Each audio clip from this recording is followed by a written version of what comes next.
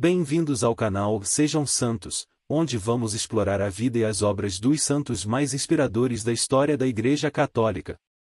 Nós vamos compartilhar suas histórias, seus ensinamentos e seus exemplos de virtudes, esperando que possam nos inspirar a viver de acordo com os ensinamentos de Cristo. Então, se você quer aprender mais sobre esses santos e descobrir como suas vidas podem ser caminhos que nos levam a Jesus Cristo para nós hoje, inscreva-se no nosso canal e deixe o seu like. Inscreva-se hoje mesmo, divulgue nosso canal a seus amigos e comunidades e nos ajude o nosso canal para que possamos alcançar mais pessoas na divulgação a conhecer mais a vida dos santos, onde a santidade é uma jornada diária. Faça parte dessa comunidade de busca pela santidade.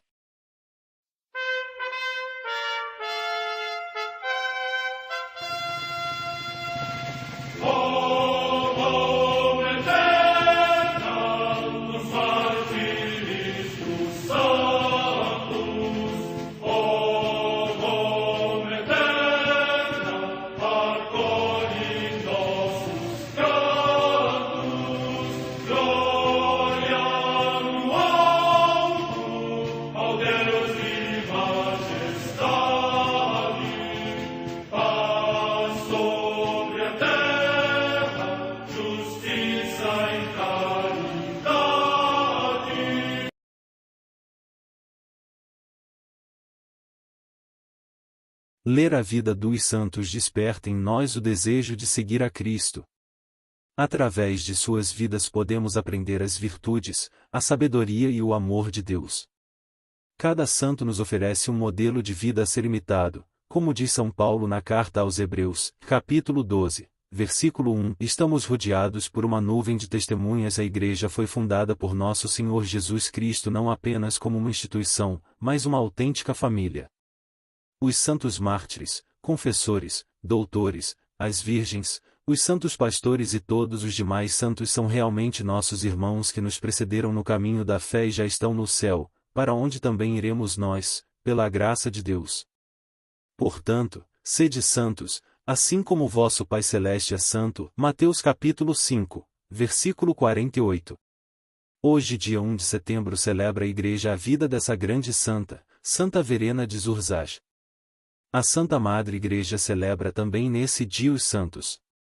Comemoração de São Josué, filho de Num, servo do Senhor, que, pela imposição das mãos de Moisés sobre ele, ficou cheio do espírito de sabedoria e, depois da morte de Moisés, introduziu de modo maravilhoso o povo de Israel, atravessando o rio Jordão, na terra prometida. Em Reims, na Gália Bélgica, atualmente na França, São Sisto, que é considerado o primeiro bispo desta cidade. Data da morte no século III. Em Capua, junto à Via Aquária, na Campânia, região da Itália, São Prisco, mártir. Morte no século IV. Em Todi, na Úmbria, também região da Itália, São Terenciano, bispo. Morte no século IV. Em Dax, na Aquitânia, hoje na França, São Vicente, que é celebrado como bispo e mártir. Morte no século IV.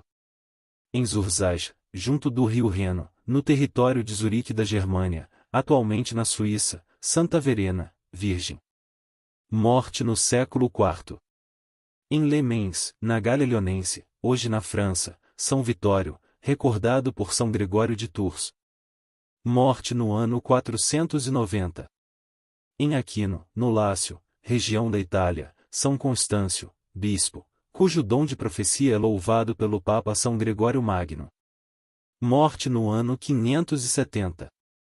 No território de Nimes, na Gália Narbonense, na Audier na França, São Gil ou Egídio, de quem tomou o nome a povoação que posteriormente se desenvolveu na região da Camargue, onde ele, segundo a tradição, construiu um mosteiro e terminou o curso da sua vida mortal. Morte entre os séculos VI e VII. Em Sens, na Neustria, também na atual França, São Lopo, bispo, que foi exilado por ter corajosamente afirmado perante um notável do lugar que o povo devia ser dirigido pelo sacerdote e obedecer mais a Deus do que aos príncipes. Morte no ano 623. Em Veneza, cidade do atual Vêneto, região da Itália, a beata Juliana de Colauto, abadesa da Ordem de São Bento. Morte no ano 1262. Em Florença, na Etrúria, hoje na Toscana, também região da Itália, a beata Joana, virgem da Ordem Terceira das Servas de Maria, eminente pela sua oração e austeridade. Morte no ano 1367. Em Madrid, na Espanha, os beatos Cristino, Miguel Rocaugate, presbítero, e 11 companheiros mártires, todos da Ordem de São João de Deus, que, durante a Guerra Civil, foram mortos em ódio à religião cristã. São estes os seus nomes: Processo, Joaquim Ruiz Cascales, Eutímio, Nicolau Aramendia Garcia, Canuto, José Franco Gomes, Dositeu, Guilherme Rubio Alonso, Cesário, Mariano Ninho Pérez, Benjamim, Alexandre Cobucelada, Carmelo, Isidro Gil Arano, Cosme, Simeão Isidoro Joaquim Brum Arará, Cecílio, Henrique Lopes Lopes, Rufino, Crescêncio Lacheras Ascorbe e Faustino, Antônio Villanueva Igual, religiosos. Morte no ano 1936. Em Paterna, cidade da província de Valência, também na Espanha, o beato Afonso Sebastião Vinaus, presbítero e mártir, que era diretor espiritual da Escola de Formação Social de Valência, quando, na mesma perseguição contra a fé, recebeu a coroa de glória. Morte no ano 1936. Em Barcelona, também na Espanha, os beatos mártires Pedro de Alcântara, Cândido Rivera Rivera, presbítero da Ordem dos Frades Menores Conventuais, Maria do Carmo Moreno Benites e Maria do Amparo Carbonel Munhoz, virgens do Instituto de Maria Auxiliadora, que, durante a mesma perseguição, configurando-se a paixão de Cristo, seu esposo, alcançaram a recompensa da paz eterna. Morte no ano 1936. Também em Barcelona, em dia incerto de setembro, o beato Bento Clemente, Félix Hispano Ortiz, religioso da Congregação dos Irmãos das Escolas Cristãs e mártir, que na mesma perseguição, vencendo o bom combate da fé, alcançou a vida eterna. Morte no ano 1936. Em Sotilo, localidade da Cantábria, no litoral da Espanha, em dia incerto de setembro, o beato Eugênio Andrés Amo, religioso da Ordem dos Pregadores e mártir, que, na mesma perseguição, morreu por Cristo. Morte no ano 1936. Em Mataró, na Catalunha, também região da Espanha, o beato José Sansó e Elias, presbítero da Diocese de Barcelona e mártir, que, na violenta perseguição contra a Igreja, foi assassinado em ódio ao sacerdócio. Morte no ano 1936. Vida de Santa Verena de Zurzaj. Santa Verena nasceu em uma estimada família de Tebas, no Egito. Os pais devem tê-la confiado, para ser batizada e para sua formação cristã, ao idoso bispo Queremone de Nilópolis. Fato que foi citado por Eusébio de Cesareia. Após a morte do Queremone, Verena foi transferida com outros cristãos para o Baixo Egito, onde os imperadores Diocleciano e Maximiano procuravam por novos soldados e haviam fundado com eles uma nova legião tebana. Santa Verena chegou a Milão acompanhando esta legião. Ali ela permaneceu por algum tempo procurando pelo cárcere dos legionários. Assim que soube da morte dos legionários, se pôs a caminho de Agaunum, da atual Saint-Maurice, na Suíça.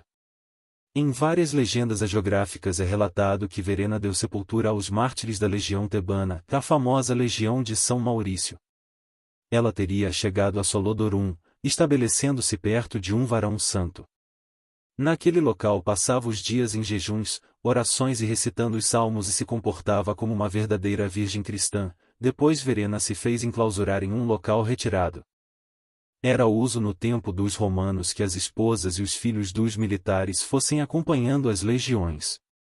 Segundo Seidel há sinais de uma legião, cujo nome era Tebas, já antes do ano 300, como também há notícias da existência de casas para virgens cristãs já no século III.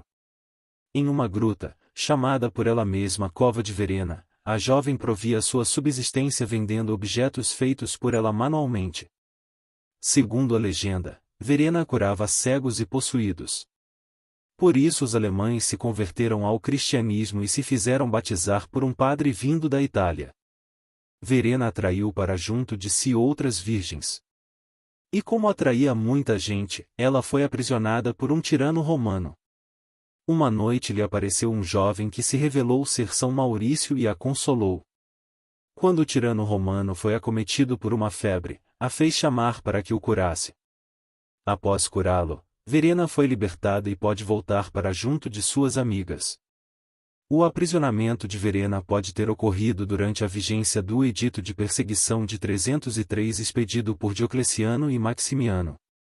O seu primeiro milagre, quando faltou o pão, Verena se voltou para Deus para pedir ajuda. Inesperadamente, 40 sacos de farinha foram encontrados na cela. Como a fama de Verena cresceu mais, ela se transferiu para uma ilha. Na ilha do Reno também chegaram numerosos doentes, cegos e estropiados para serem curados por Verena. Uma mulher procurou ajuda com seu filho cego e estropiado.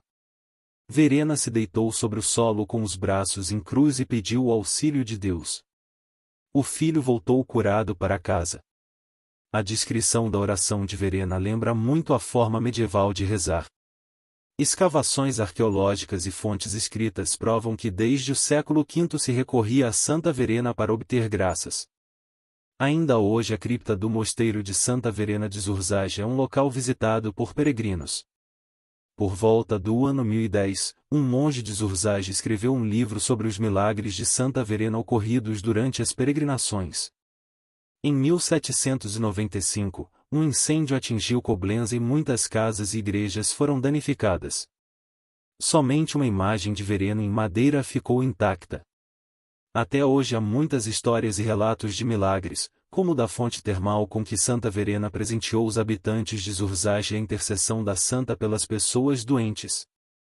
Santa Verena de Zurzaj, rogai por nós.